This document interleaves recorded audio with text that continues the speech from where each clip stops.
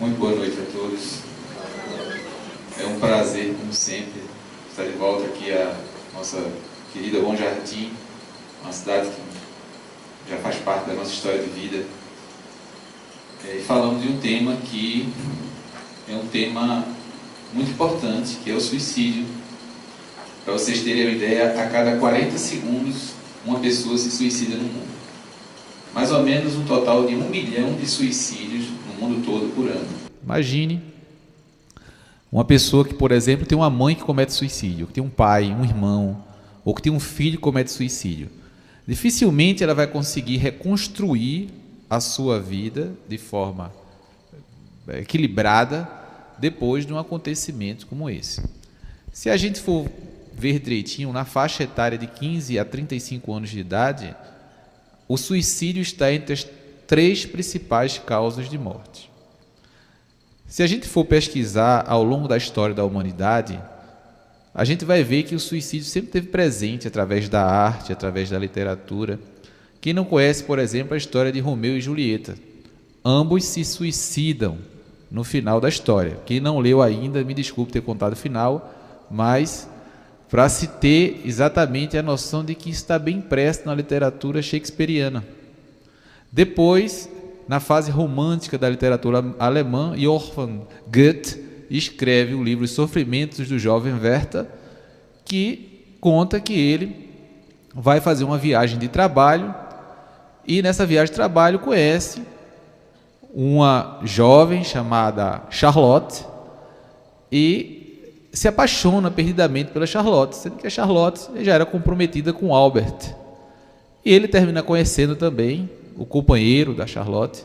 É uma pessoa, fica admirado com a beleza como ser humano do Albert, que é o companheiro da Charlotte, mas ele, tomado por aquela paixão, a paixão absurda, uma paixão impossível, ele, depois de uma noite onde ele dá um beijo, que é considerado o beijo mais romântico da história da literatura, ele pede as armas emprestadas do Albert, pede que seu criado vá buscar na casa dele, do Albert, as armas, dizendo que ia fazer uma viagem e que se sentia inseguro de viajar sem estar portando uma arma, e no outro dia o jovem Werther é encontrado morto com um tiro acima do olho direito.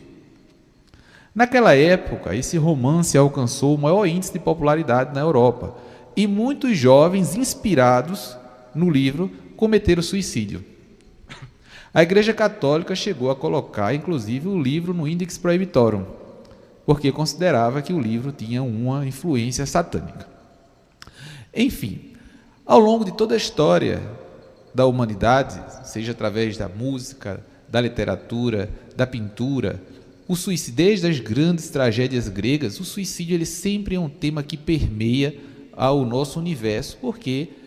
Porque a criatura humana, diante dos desafios, das problemáticas diversas, da falta, muitas vezes, da esperança de que algo de melhor aconteça na sua vida, diante dos problemas, dos conflitos, que às vezes são conflitos graves, sem uma noção que possa lhe preencher as suas inquietudes e seus vazios,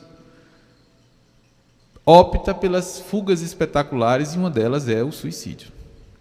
Na pergunta 944 do Livro dos Espíritos, Kardec indaga ao Espírito Verdade se o homem pode dispor, se o homem é dada ao homem essa opção do suicídio, e o Espírito Verdade explica que somente Deus pode dispor da nossa vida. Então, é uma atitude que vai de encontro às leis de Deus, porque a vida nos foi dada de presente, Deus nos deu, e no momento que Ele julgar mais adequado, Ele pede de volta a nossa existência física, material, para Ele, porque nós não temos esse direito de dispor da nossa vida. Sendo que essa é uma visão religiosa, é a visão de quem tem alguma noção do que é religiosidade. E aquelas pessoas que não possuem? As pessoas que são ateus, por exemplo. Recentemente eu atendi uma pessoa que fez uma tentativa de suicídio no ano de 2015. E uma das perguntas que eu fiz no início do nosso questionário foi se a pessoa tinha religião. Ele disse, não, eu sou ateu. E eu perguntei, e qual foi o sentimento que o senhor teve depois que o senhor cometeu, assim, a tentativa, na verdade, fez a tentativa do suicídio, e logo depois se encontrou no hospital,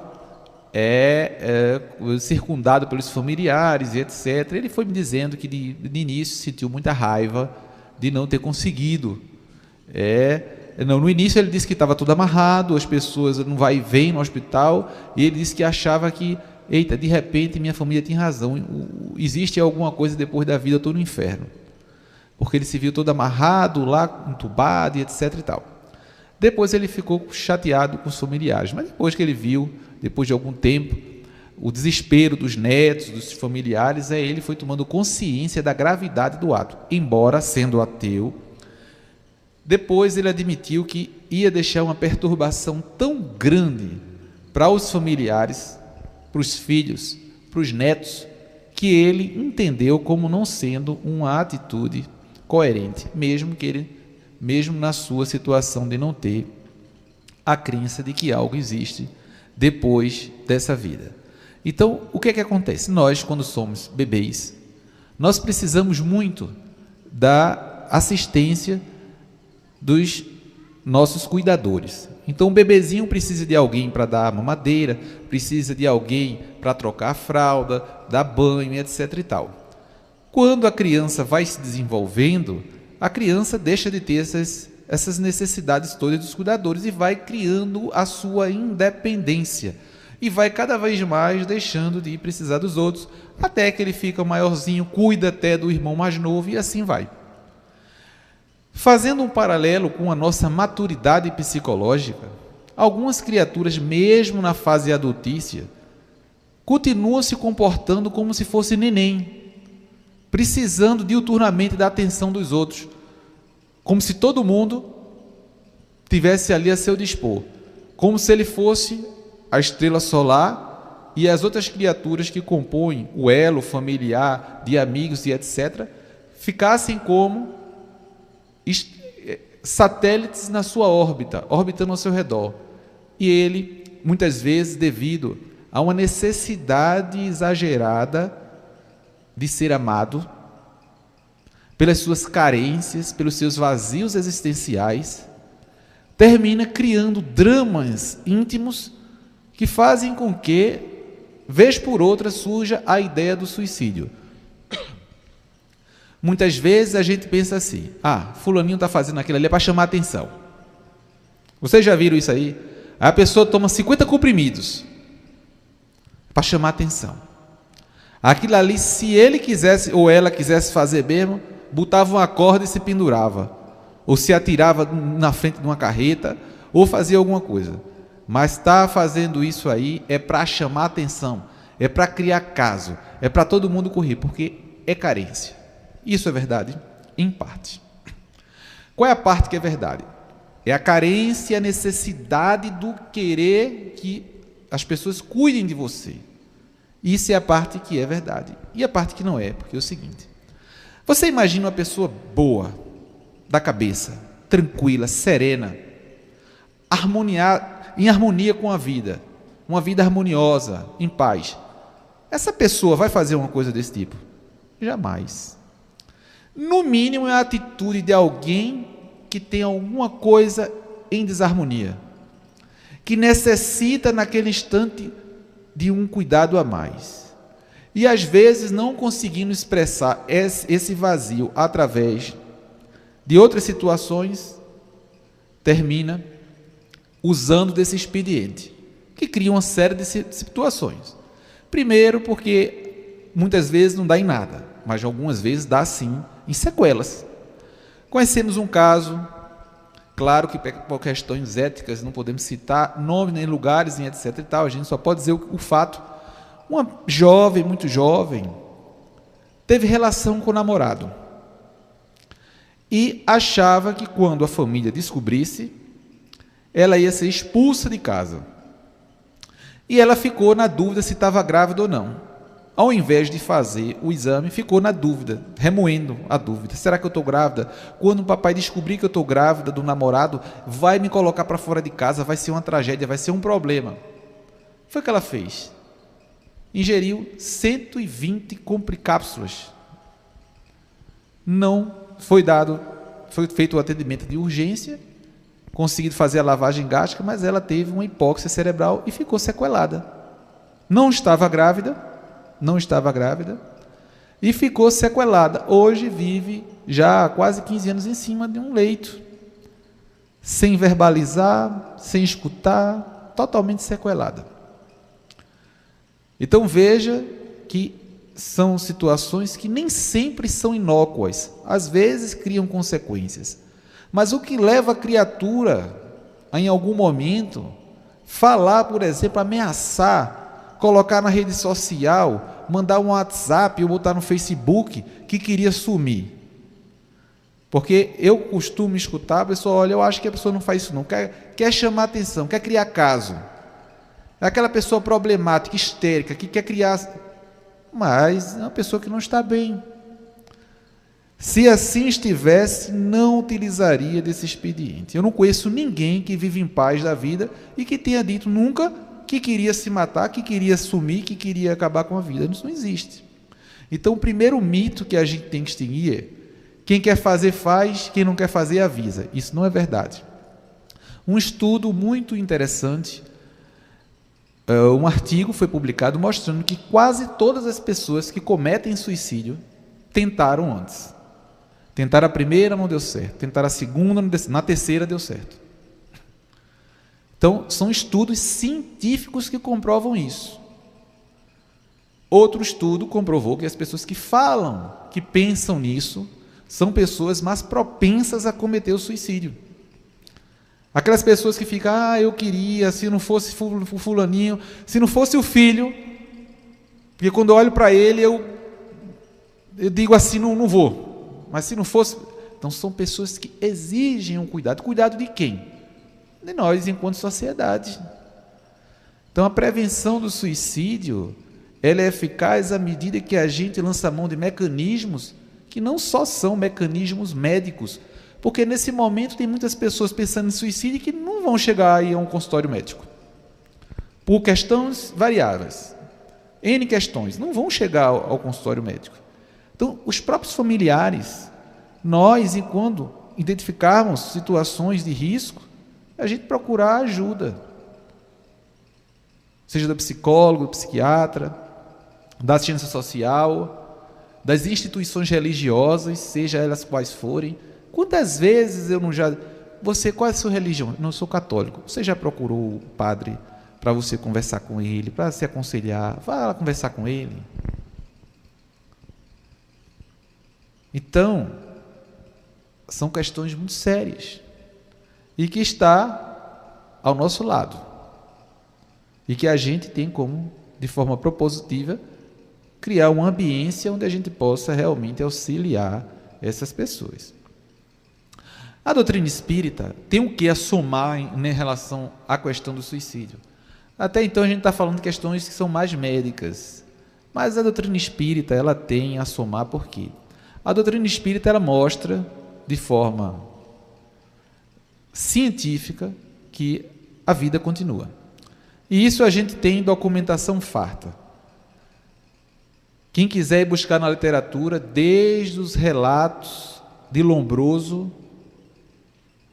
até os dias atuais, a literatura é farta e mostrar a questão da mediunidade, da comunicabilidade entre pessoas encarnadas e desencarnadas, enfim. Nós temos farta documentação na literatura, e aí cabe a quem se interessar buscar. Mas tem uma obra espírita, que é uma obra espetacular, que se intitula Memórias de um Suicida. É um livro psicografado pela Ivone do Amaral Pereira, que é uma das maiores médiuns que o mundo já conheceu. E nesse livro conta uma história muito interessante. Um jovem que nasceu no século XVII, em Portugal, em Lisboa, e era um jovem muito ambicioso. Desde pequenininho ele já mostrava aquela ambição. E o materialismo é um dos males terríveis do nosso século e que provoca distúrbios existenciais e que muitas vezes em pessoas com a mente mais desequilibrada leva para o caminho do suicídio. Por quê? Porque a pessoa acha que ela é menos porque não tem o telefone da última geração, ou porque não tem a TV que é a mais moderna, ou porque não tem a casa com tal recurso, e etc. e tal, como se a criatura humana pudesse ser medida pelas coisas que tem. Quantas vezes o nosso mentor do Brasil espiritual, Francisco Cândido Xavier, disse que via pessoas que eram ilustres na sociedade na verdadeira mendicância espiritual, na espiritualidade. E o nosso modelo e guia, o guia e modelo da humanidade, veio ao mundo nascendo numa estrebaria, mostrando para a gente que o mais importante é o que nós somos e não o que nós temos. Até porque, em algum momento, a gente vai partir para a pátria espiritual, e eu acredito que ninguém aqui vai contestar isso, e a gente vai levar exatamente o que a gente é. E não vai fazer diferença se a gente tem 100 reais ou se tem 100 mil reais na conta do banco, que a gente vai deixar tudo aqui. Mas esse jovem não queria saber disso, não. O que ele queria saber era de ter poder e aparecer. E desde cedo seus pendores se revelavam. E ele procurou o pároco da cidade e disse que ele queria aprender, que ele queria saber. E inicialmente o pároco, empolgado, porque naquelas paragens não tinha nenhuma criança que fosse tão interessada em conhecimento e etc. e tal, foi nutrindo nele o pensamento de crescimento, porque ensinava tudo que sabia para o menino. O menino foi crescendo e disse: eu quero ter poder, eu quero ser padre. Naquela época, século XVII, na Europa, a igreja era praticamente o Estado. A igreja e o Estado eram uma coisa só. A época pré-iluminismo e revoluções, Revolução Francesa, Revolução Industrial, uma época anterior a isso, onde a igreja tinha um poder muito grande. E acontece que o padre disse: olha, meu filho, não dá não. Você não tem vocação para a vida religiosa, não. Vá procurar uma jovem, você vai contrair um matrimônio e vai levar uma vida, vai levar um outro tipo de vida e não uma vida religiosa. Você não tem vocação para isso, não. Ele aceita aquela ideia meio contrariado e se apaixona por uma jovem chamada Maria Magda. Começa um namorico com ela, mas ela se apaixona por outro cidadão. Se apaixona por outro cidadão, se casa e viaja para Madrid. E ele fica se sentindo humilhado, revoltado. Volta para a sua cidade e decide entrar por um seminário para se ordenar padre. Se ordena padre. Com toda a sua ambição, seu desejo de poder, de gana, ele logo começa a ascender dentro da ordem eclesiástica e começa a fazer parte do tribunal da Santa Inquisição. E começa a perseguir um outro, caluniar outro. A história da Inquisição, a maioria sabe qual foi. E eis que depois de 15 anos, ele vai parar exatamente na cidade onde a Maria Magda morava com seu esposo, em Madrid. Chegando lá, ele começa a cercá-la para seduzi-la. Seduzir para cá, seduzir para lá, e ela se esquivando. O marido decide fugir da Espanha, com a família toda, com medo do que pudesse acontecer, devido à Inquisição. Sendo que ele descobre, denuncia o marido da Magda e leva para as masmorras do Tribunal do Santo Ofício.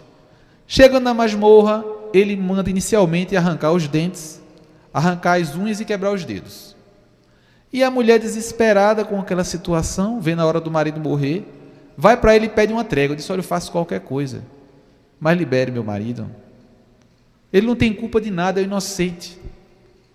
Ele: tudo bem, eu libero seu marido, mas eu quero que você antes se entregue para mim. Ela se esquiva, mas com medo que o marido perdesse a vida, se entrega para o cidadão. Logo depois vai no porão onde ele estava preso. Quando a mulher olha para o marido, tem um choque emocional. Começa a chorar e olhar com muita raiva para o padre, com muito ódio, e começa a beijar as mãos e os pés do marido. E o cidadão, vendo aquela atitude de amor daquela mulher para o esposo, ele fica revoltado e é teletransportado para o ano 33 da nossa era, quando ele, junto com a turba malta, na cidade de Jerusalém, grita o nome Solta Barrabás. E ele, com toda a sua fúria, que é evocada naquele momento de transtorno, com 2 ferros em brasa, fura os 2 olhos do cidadão, de tanta raiva. Libera, 2 dias depois, libera o marido da Magda. O marido da Magda, tão perturbado que ficou com todo o sofrimento, e sem querer ser um estorvo para a mulher, se suicida. E a mulher volta para a sua cidade com os filhos, sem ter mais notícias do padre. Depois de acontecer isso tudo, ele fica com uma perturbação, sentindo o tempo todo a presença do espírito que ele tanto castigou. E começa a não querer mais aceitar as ordens dos superiores. E fica perturbado, e se sentindo perseguido, e não dorme, e começa a ter conflitos emocionais, e assim vai até o final da sua vida. Desencarna, e como a vida não se acaba quando acaba a vida material, eis que ele começa a espiar na erraticidade e no mundo material, na erraticidade e no mundo material, durante 200 anos seguidos. Depois de 200 anos, eis que ele consegue reencarnar como grande escritor português, Camilo Cândido Botelho, ou Camilo Castelo Branco, o nome real, pseudônimo da obra do Memórias Suicida. E ele tem uma história de vida que também é super conturbada. Em determinado momento da sua vida, para expiar o último mal que ele tinha feito com o cidadão, ele perde a visão e fica cego, completamente cego, que era a etapa final do processo de expiação. Porque, na verdade, quando a gente observa os males que a gente encontra na sociedade, compreendendo que Deus existe, e Deus é a presença de tudo na nossa vida, ele não poderia deixar que as coisas acontecessem por acaso. O acaso não existe. Então tudo está engendrado e interconectado.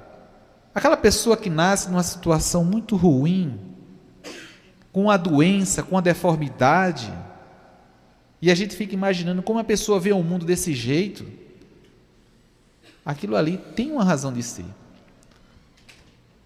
Nós, muitas vezes, ultrajamos as oportunidades que Deus nos dá de desenvolvimento, de evolução, e muitas vezes o preço que se paga é a dor, é o sofrimento. Imagine, por exemplo, uma pessoa que comete um crime que prejudica várias pessoas, sendo que a lei humana, a justiça humana, ela é muito falha, muito devagar, em alguns países ainda mais devagar do que outros.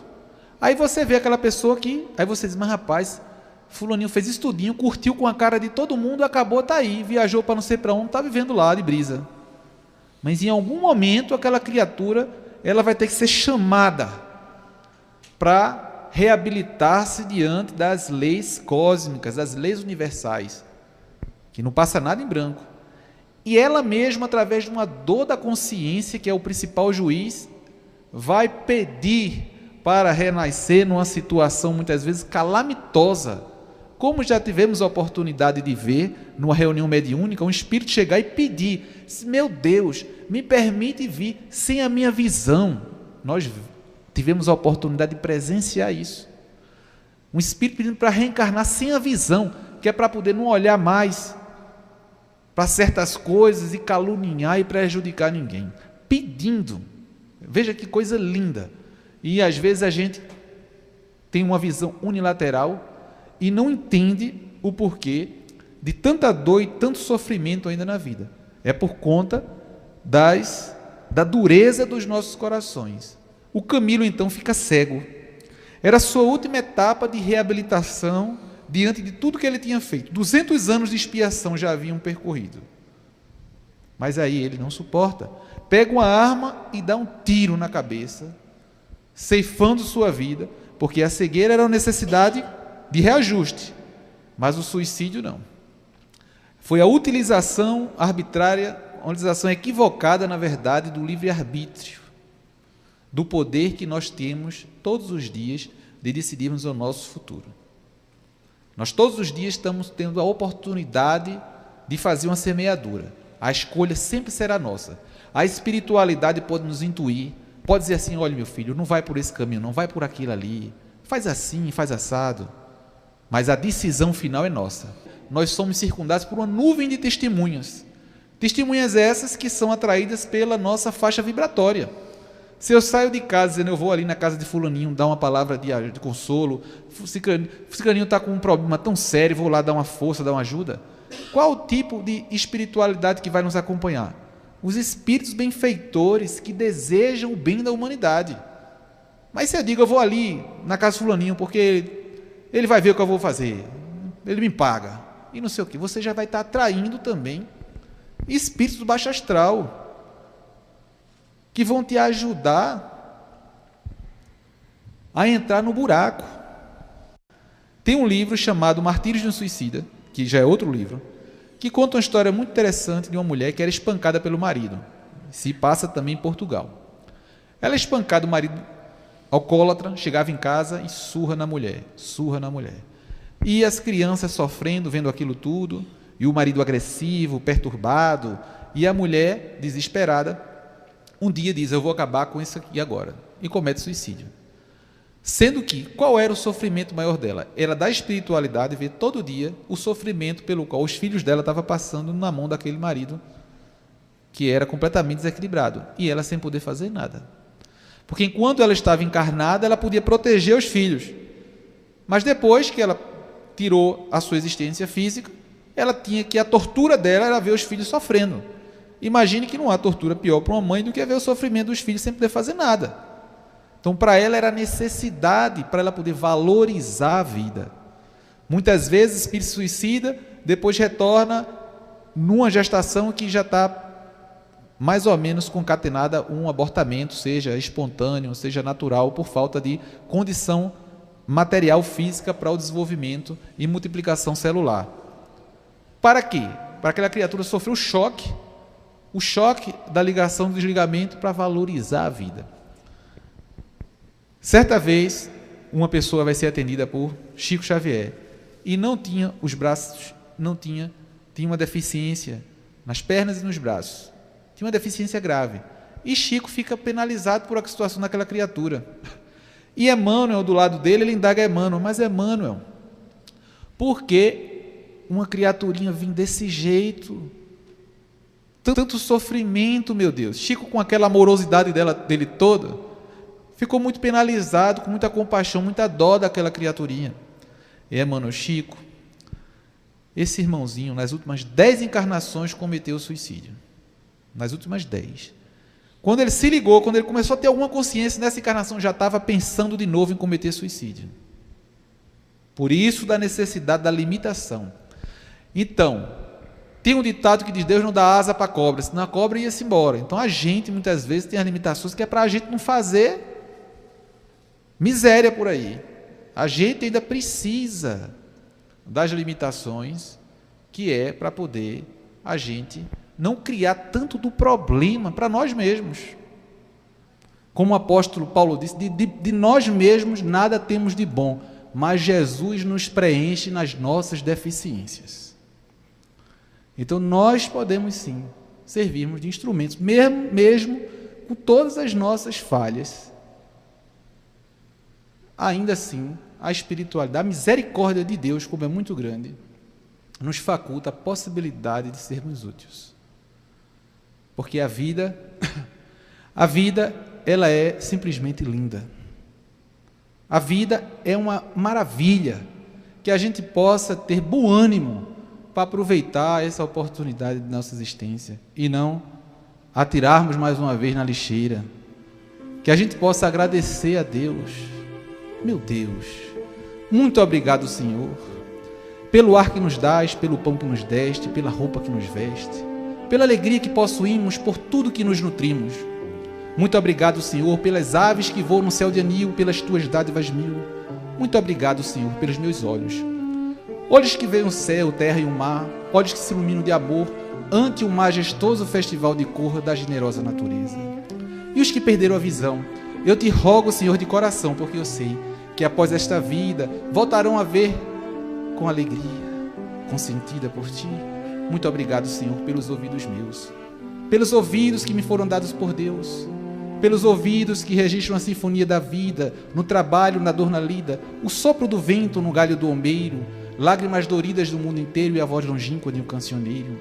E os que perderam a faculdade de escutar, eu oro por eles e a ti imploro, porque eu sei que eles também voltarão a apreciar o cantarolar dos pássaros. Muito obrigado, Senhor, pela minha voz, mas também pela voz que ama, pela voz que educa, pela voz que ilumina, pela voz que fala de amor. Muito obrigado, Senhor. Recordo-me sofrendo dos que perderam o dom de falar e o teu nome sequer podem pronunciar, dos que estão retidos na fazia, que não podem cantar nem de noite nem de dia. Eu rogo por eles, porque eu sei que um dia voltarão a pronunciar com alegria o teu nome maravilhoso. Senhor, muito obrigado pelas minhas mãos, pelas mãos que são alavancas de ação, do progresso, da redenção, pelas mãos que acenam a deuses, pelas mãos que fazem ternura, pelas mãos que socorrem na amargura, pelas mãos de cirurgias, pelas mãos de psicografias. Muito obrigado, Senhor, pelos meus pés, que me levam a marchar, ereto firme a caminhar, pés da renúncia que seguem em frente, humildes e confiantes, sem reclamar.